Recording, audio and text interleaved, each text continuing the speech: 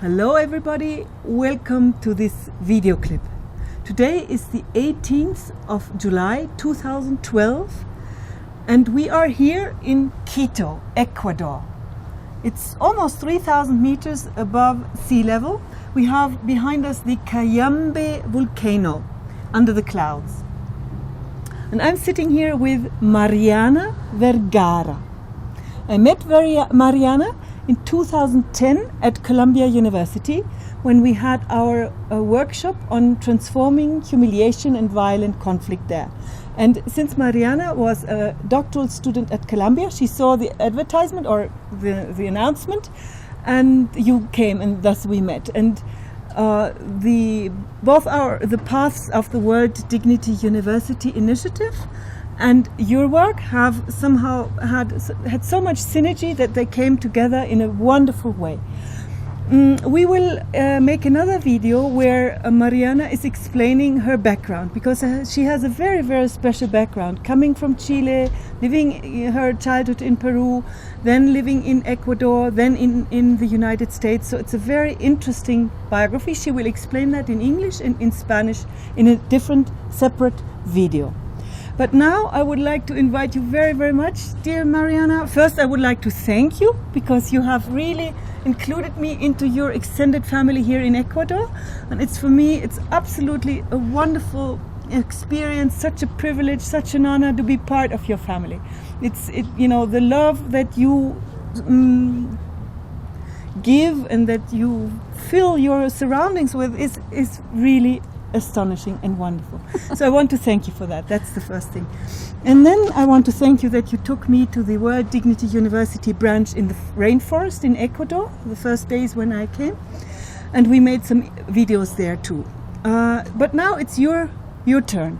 Please tell everybody now who you are and your project and your path to binding together all the interests you have into one doctorate. Thank you, Evelyn. Hi, everybody. Basically, I came to United States 16 years ago. I was 30. I came with my 3 children, and I began to... And one of your children is doing the videotaping now? Yes, Thank you, Mario. Thank you. And we came to United States in 1996. At that time, I began to learn English at a community college while my children went to public schools. And from that, as an immigrant, I felt it's difficult to describe, but later on I learned was the cultural shock. That when you come from a collectivism culture and going to United States and face the individualism culture. And as I was going through that cultural shock, I noticed how other immigrants were having the same challenge. And I began to reach out to them and having this, building this sense of belonging by studying together 1 hour before classes. And from that effort, I created a family development center, and we got funds from WKBJ Foundation, and we had 100 students, all of them immigrants, pursuing higher education, and from them 70 graduated in 2008 and the other 30 in 2009. And that was the beginning when I faced this transformation, so to speak. And then I worked with Latino families, immigrant families, and I worked with the high school kids. And at that time, the kids were doing pretty bad. Like immigrant kids, Latino kids did not do so well. Exactly. And it was very interesting because in the school, in this Morris Hills High School in Morris County, New Jersey, in the United States, the Caucasian kids were doing well. This high school was one of the top 10 in Morris County, which is among the second wealthiest county in the United States. Wow. But the Latino kids were not doing well. Then the superintendent, Ernest Palestis, he came to us and at Family Development Center and asked for guidance on how to help the Latino kids. And we did implementation of the program at this high school. After we worked with 20 kids, and after now, in 2010, that high school has the highest scores for Latino immigrants in New Jersey. Wow. So it was a big success. Big success. Then we had that with Latino immigrants, college students, with Latino high school kids. Then ETS, Educational Testing Services, sponsored my research, and I did the same implementation with students, elementary school kids. Mm-hmm. To explore how how they reacted to the intervention, because it's not the same to say with elementary school kids with college student kids, right? Yes, now that you call kids even people who are 20, over 20 years. Then after that, I did this implementation, and it was again the kids, because I don't know if you know, but there was a longitudinal study from Head Start, and they found that the kids, when they go to first grade, they are reading at first grade level, the Head Start kids.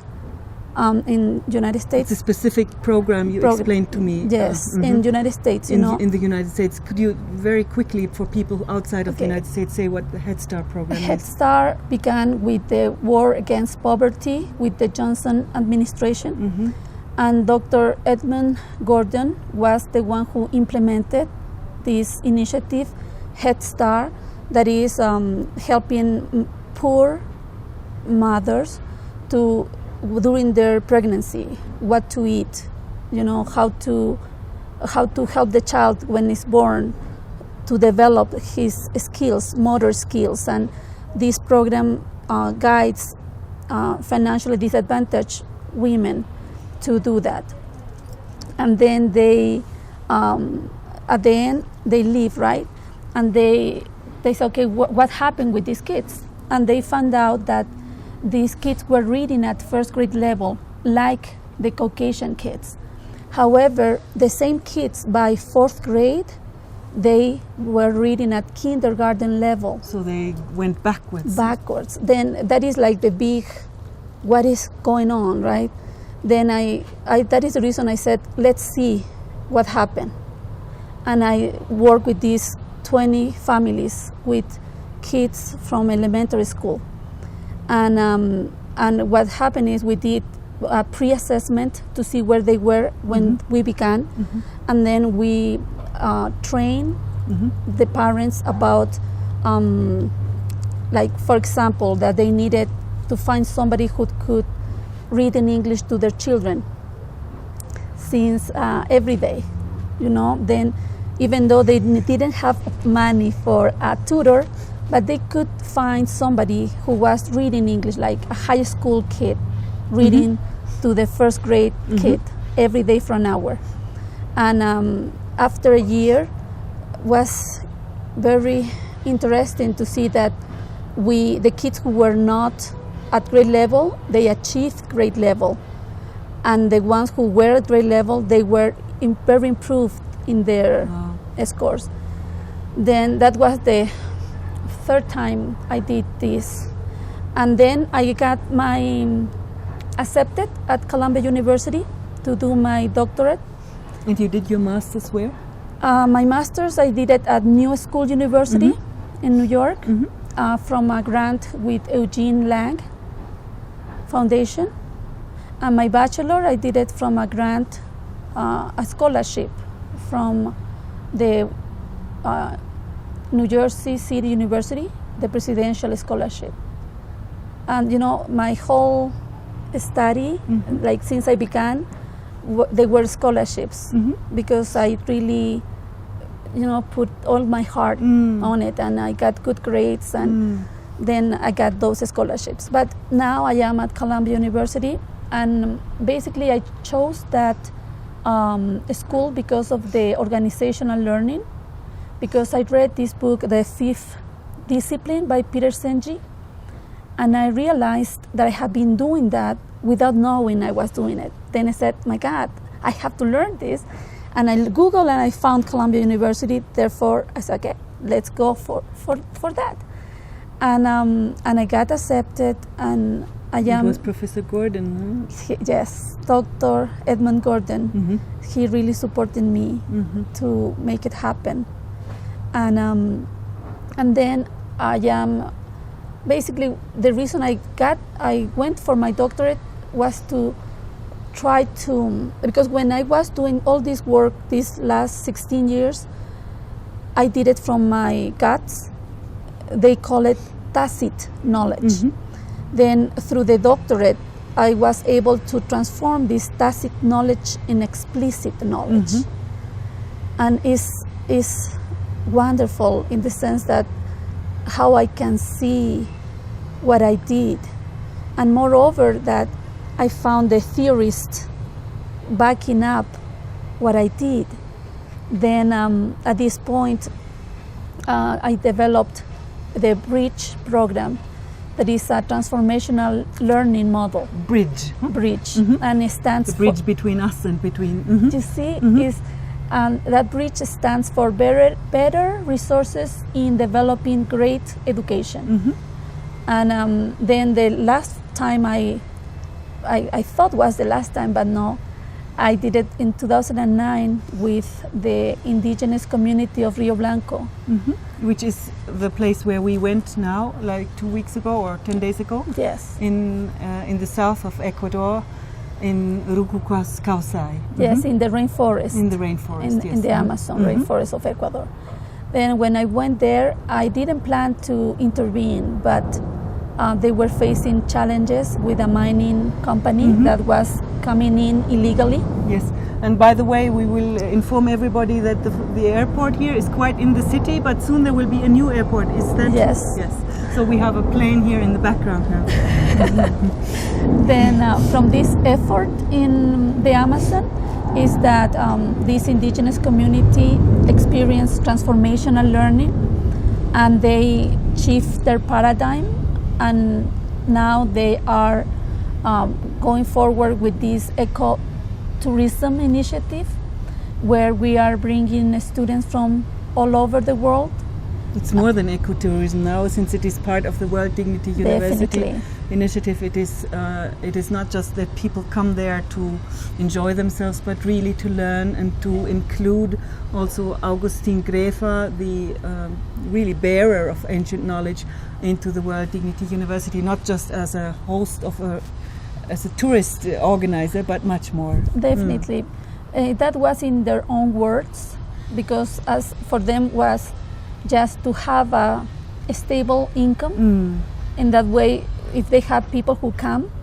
But when I was there, I realized about this ancient knowledge, right, and the value that has specifically for us to learn how they live in our harmony with nature, and that we must learn how to do that.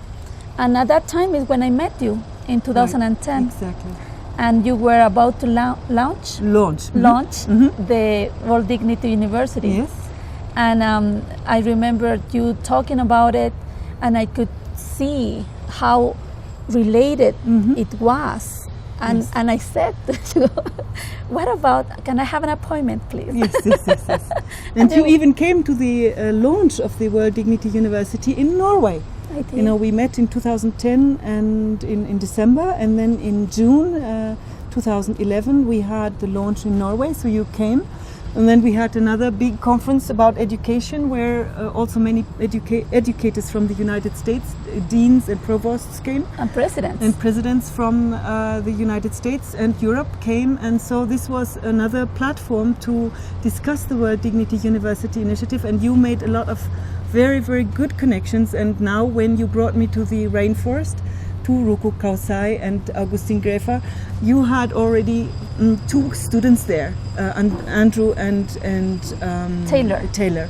So you had already made the connections, and had already started the World Dignity University branch by bringing students there who were doing wonderful work. And please look at their video, because we made a video and they explain in Ruku Kausay, in the rainforest, they explain what they did. Yes, but before I go there, Yeah. I would like to thank you. Thank you so much. I thank you Because you invited me to Norway, and you invited me to this conference where I had the platform with presidents of colleges. Yes. You know, and in this place is when I met Tori, Yes. Harlin Smith. Yes. Thank you, Tori, for listening. Yes. And Tori, you have wonderful students. yes, they are amazing. And she, at that time, as you said, was June 2011. And Tori spoke with Dr. East. Okay. And also, thank you Hello so to- much, Dr. East, Yes. because he. I look forward to meeting you. I haven't yes. met you both. And yeah, you will be. Yes. And then he arranged the meetings for me to meet students and professors at Washington and Jefferson College. In Pennsylvania. Yes, and then that was June 2011, and no, October 2011, and now June 2012, the first kid Two students came. And soon there will be another group in, coming in January. Yes. Yes, With Dr. eight students with yes, Dr. East. with Dr. East. Wonderful. It's amazing. Like, I'm so grateful for your support. And I'm grateful for you, because there is a great synergy. And Yes. you say sometimes you are a doer, but you are not only a doer, you're also a thinker. And this is the same for our group. So there is this wonderful synergy, and I'm very grateful to you, because this is a co-creation. You know, the World Dignity University Initiative has the word dignity in it, not without reason. The reason is that we want to co-create, you know, and so not the traditional top-down organization. Exactly. Yes. And now, the fifth time I have done this transformational learning intervention was now with these American students. Yes. That when I was doing my doctorate, I was able to learn about Bill Torbert, or John Herron, and how you can, because the culture plays a big role in transformational learning, and was different when I did this transformational learning intervention with immigrants or indigenous communities, because when now you work with Americans students is different. Then I did it this time, and I was so happy. You could see their transformation. Yes. Because they were. And they explain it in this video. This video, yes, because they, since June 2011, October 2011, they were doing exercises that I assigned them, because they reached out to me asking, we want to go to help these indigenous communities. And the first thing we had to do was to help them, the students, to shift their paradigm that they are not, saving the indigenous community, to change that paradigm to look at them as equals and co-create together as equals. Right. And was so amazing for me, because I didn't expect they telling us in the video, because we were going to talk about the studies, the actual research, participatory action research they were doing, and how they are doing the density of the plants to see, or the forest, and doing the cultural with the indigenous community, how they relate to the Amazon and how they use the plants and stuff. And then after they explained their participatory action research, they began to talk about the transformation they lived. Experienced, yes. Then I didn't expect that, and even more how without telling, because that is the key. That is not like when you go to college or any school settings, you have this banking, that is this transactional learning, that somebody is giving information. It's a transaction of information. This is different. It's transformational learning, not transactional learning. Then to hear them how they were going back in their journals and seeing where they shift in their paradigms and seeing how they change their minds, and for them to observe their own behavior. It's so wonderful, because regardless if I see them again, yes, doesn't matter, because I know that they have the tools to continue in their journey of evolving. Yes, when I met them. Yeah. Yes.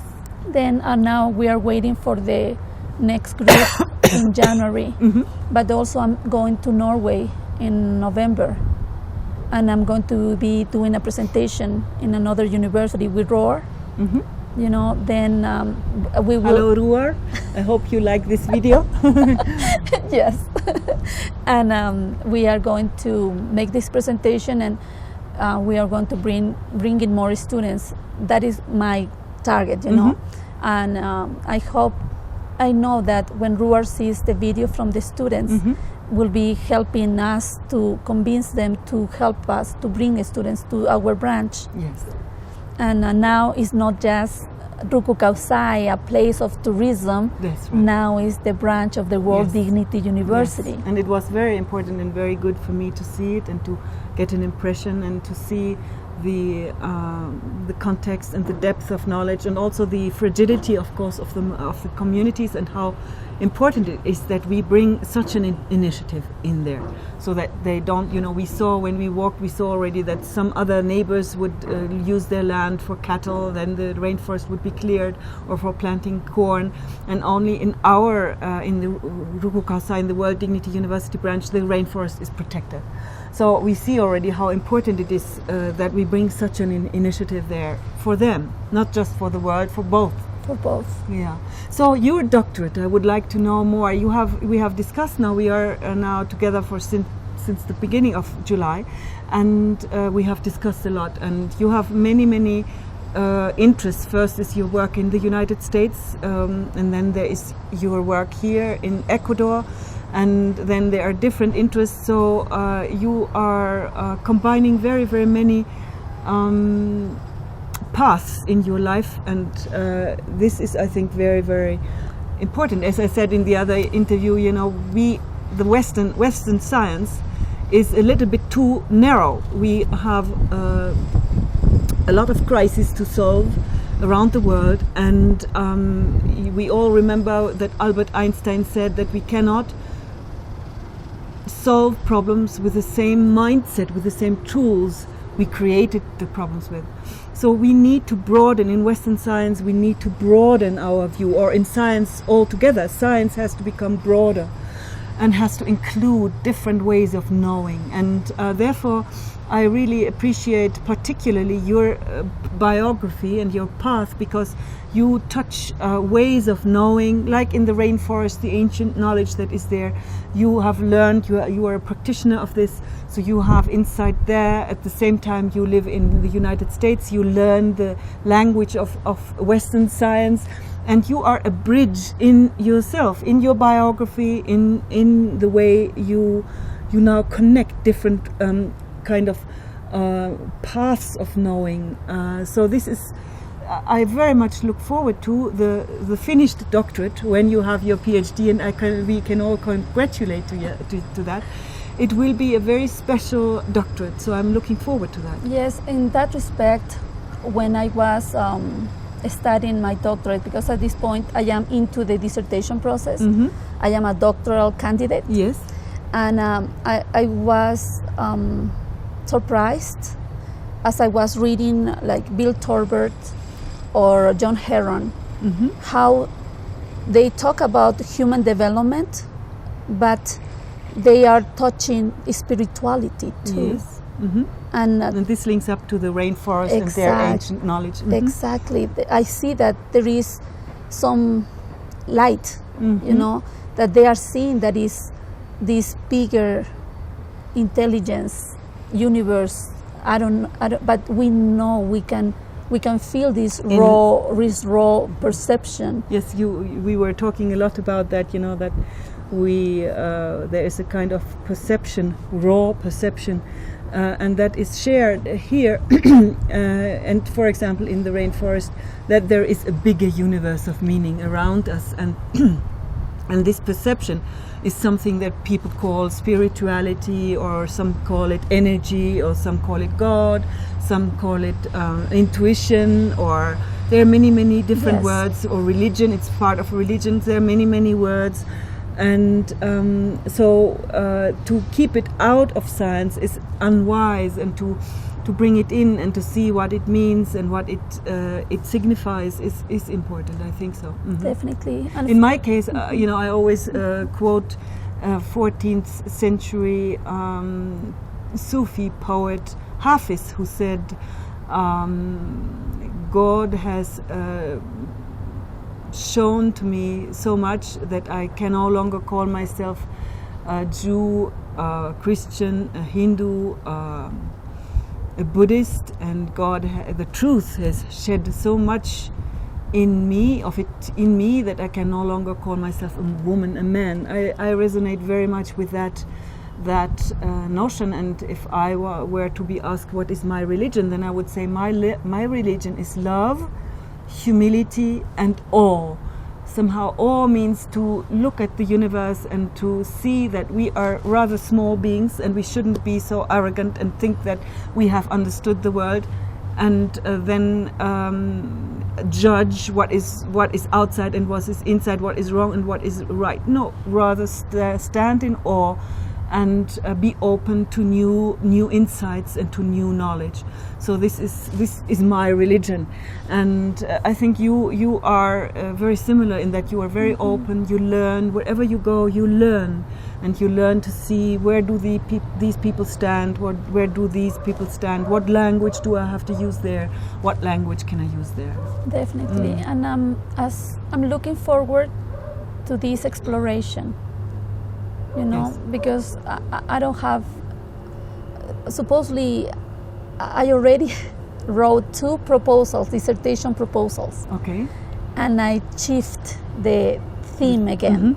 And it's not, like, it's done, approved. I'm ready to go, but then I realized it's not. It's something else that is coming. And now, as I said, I'm in this exploration of spirituality with academia, and I'm going to see what is going to happen while I continue building the different branches of the World Dignity University in other places. And the advice that Ruar will give you and everybody is to concentrate, to narrow down the dissertation first, not to make it too broad, Yes. because otherwise it will never finish. Yeah. And you can do many more broader things when you have finished your Definitely. dissertation. Yes. It's important that I get it done because I have too much to do. Yes.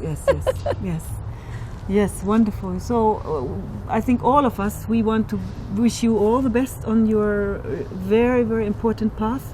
And with your dissertation now, this is like the first kind of